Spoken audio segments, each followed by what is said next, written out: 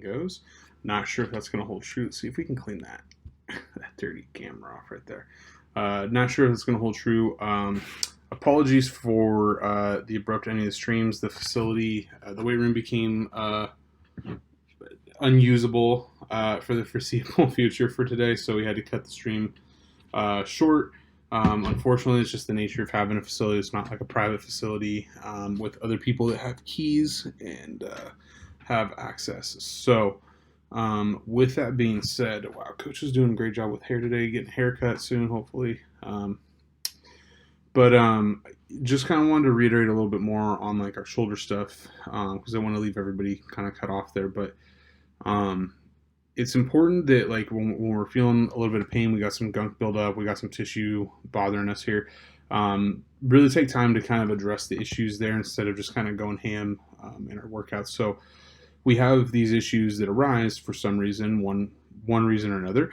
We need to address these when we come to training. If we really want to maximize training, if we want to get the most out of our training potential and everything, then it's really important that we actually address those issues that might be our limiting factor. So like for me with my shoulder pain, for years, it's bugged me when I used to train with beef. My bench wasn't always the best, but I had, I guess, a decent, respectable bench for the most. I don't know, maybe not. Beef could probably attest that, but you like that feeling of being strong. You want to do more weight. But with shoulder impingement, when you have that pain, every time you're coming down on a bench press, whether it's inclined or flat, and you're feeling that sharp pain where something is just not right, it really discourages you from pressing. It discourages you from trying to push the envelope, and it really doesn't make it possible because at some point, like it's a sign that something is wrong.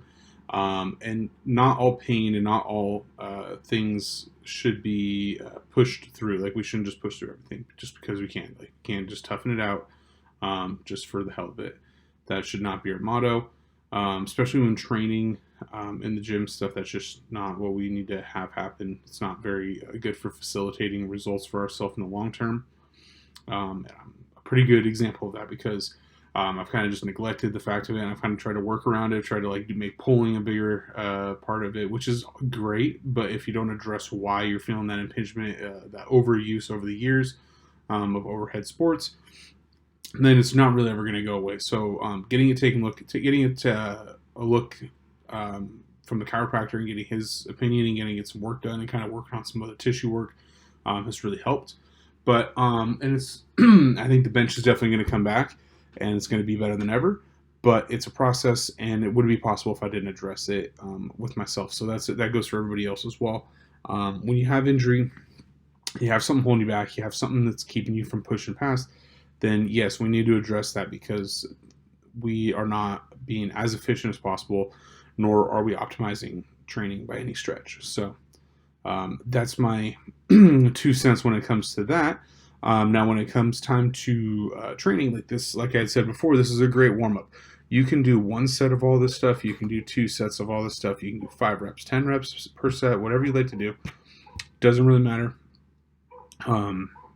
As long as when we're preparing ourselves for our training, and the idea is that, at least off the bat, whatever you start with, it's not supposed to tax us for our training. Like I should not feel like the life has been sucked out of my arms or my back when I do these warm-ups. At first, you might feel more that way, and it's going to get better. We're going to adapt. We're going to be able to recover from that, and we'll be better. But ease into it. So less reps to start off, and as we get back into it, then we start putting more and more reps into it. It's maybe start with 5 and see how you feel. Get warmed up. Go through a little bit of a training session. Or we start with 10 and maybe make the training session shorter. And then as we progress and as we compensate for it, we have super compensation for our body, then and we get accustomed to that, then we can add a set, or we can maybe increase reps a little bit in each set. And then we can add a set from there. And then we can add another set to where you're up to like 4 working sets for each exercise. So those are all plausible options for ourselves. We want to make sure that we're taking a methodical and thoughtful approach to this. So obviously starting off day 1, unless you have some sort of training background, and even if you do, if it's day 1 for the first time in a long time, I do not recommend just going ham and doing like as many reps as possible, or going like 12 to 15 reps. Even 10 is kind of scary sometimes, like maybe first day back. Stick to like a 6 to 8 range and work through that, because if you're so sore or hurt or tired to where you're not going to be able to wake up the next day, then or want to come to the gym, you don't want to like you want to be motivated to come to the gym. You want to be able to come back. So we don't want to discourage ourselves from coming back by making ourselves too sore and burning out prematurely on all this stuff. So I think that's also an important notion to kind of take note of. The half kneel press that we have in here, like I said before, the rows and the half kneel press can really be a part of your training as well. You just make it a little bit more, a little higher intensity. So that half kneel press, today I was going to be using a 25-pound dumbbell. Not very difficult for myself. Okay, just nice and easy. It promotes good, healthy movement within the shoulder joint or girdle, and we want to promote that shoulder moving about. It's the most mobile joint in our body. It has the least protection in terms of stability, so it's very pliable. We can be moving around. That's why you see people like being able to reach behind their backs, being able to touch their hands behind them.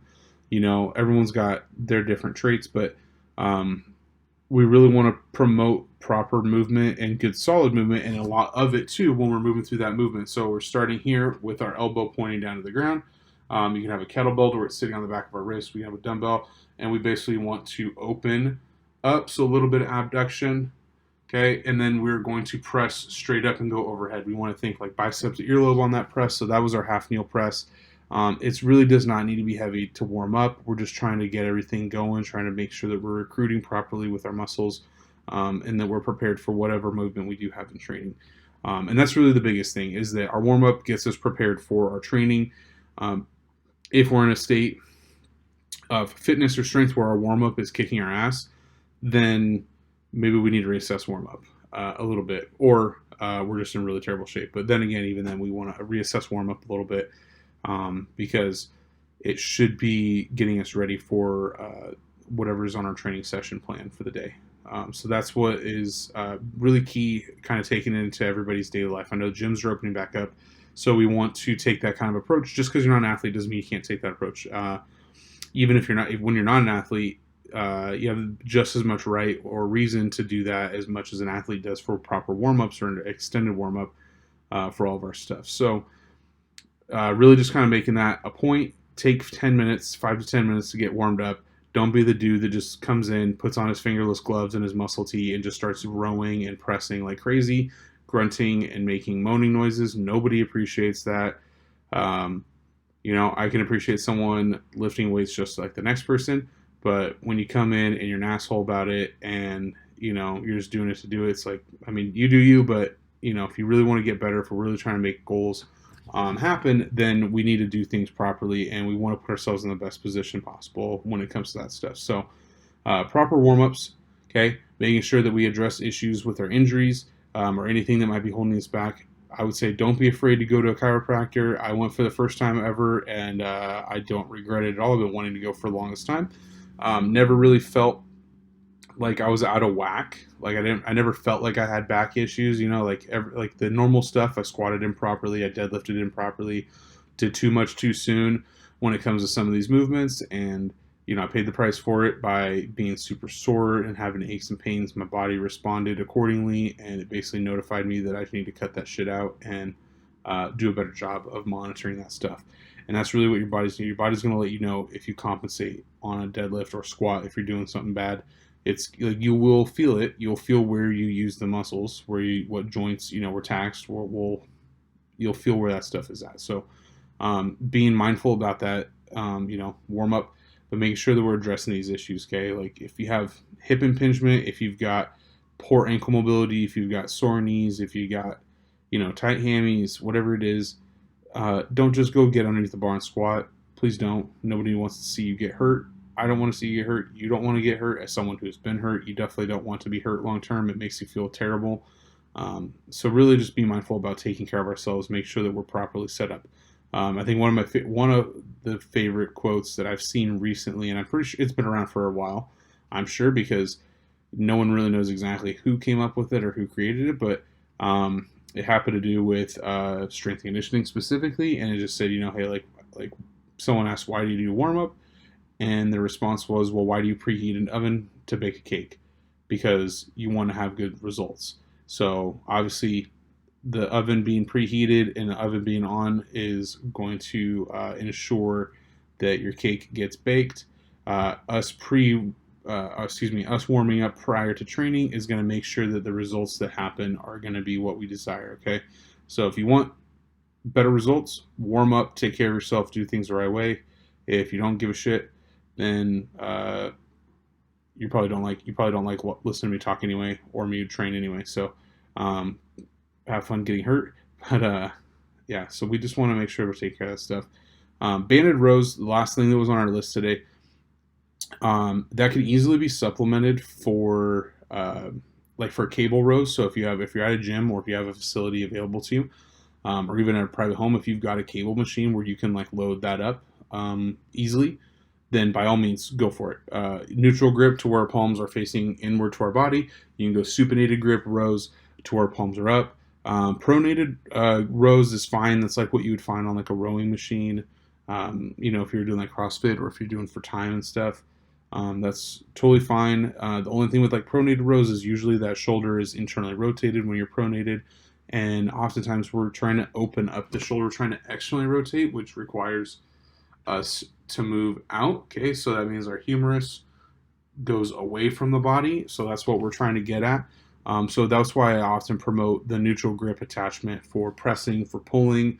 And we haven't really gotten into supinated a lot yet, but that's another variant that I like to use from one of my mentors that I got for a lot of our pressing movements. But you can also do it for pulling. You can have a dumbbell supported supinated row. You can go supinated grip on the cable machine, and if you really want to, like you can do it with the barbell as well. If you really want to feel good variation, then I highly suggest you do the supinated row. So that just means palms are up, and then you can kind of feel where you feel a little bit different recruitment and a little bit better recruitment in certain areas that might help you kind of open up that chest a little bit. And also, when we start opening up that chest, when we start opening the shoulders externally rotated, you might find that even if you don't do chest or a lot of chest on a certain day, that your pecs might be sore a little bit going into that attachment point of the shoulder. Okay, so kind of going into that shoulder girdle, like that pec that comes up, you might feel a little bit of soreness up here from that, because if you think about it, shoulders are forward, pec is shorter, so it's almost like it's in a flexed state. However, just the tissue resting is going to be shorter. We open up those shoulders, it's going to start to pull. Okay. And now this is just like if we were training. When we train, we have an eccentric and concentric action. We pull and we elongate and shorten the tissue through training. So that's the same thing. If we're elongating the tissue, now it's on stretch and it's elongated, we're susceptible to feeling that soreness just like we would if we were doing, pressing for the day. So don't be really surprised on that if we do a heavy back day and it kind of opens you up a little bit more and you really feel like you're walking with your chest puffed out, that if you feel a little bit of soreness or tightness in that pec on both sides or one side. So that's not too uncommon. I definitely felt that after my chiro appointment. I felt like I sat up a little bit more, felt a little bit of soreness up here for a day, even though I hadn't done chest, all week. Just from the fact that it was trying to reset myself, and it kind of gave me a little bit of insight as to how tight I really was and how forward my shoulders really were and how internally rotated I was. So, but yeah, that's our shoulder day. There's a little bit of shoulder care. We're gonna have there's gonna be other days where we have like different things for shoulders as well. We're gonna have some eccentric days, so some timing days for our lifts that we'll go over at some point, whether it's while I'm here in the Midwestern Gym Junto office, or if it's when I get back home in the West Coast Gym Junto office. It's still to be seen, but that's going to be it for today. So I'm Coach, and I'm signing off. Remember, if you have any questions, feel free to reach out. We have our TikTok, we have Instagram, we've got Twitter available, YouTube. Send us a message on Instagram or Twitter, and reach out to us. Ask away. Go to our link tree if you want to follow and subscribe to all of our accounts. And we'll see you guys next time. Have a great day.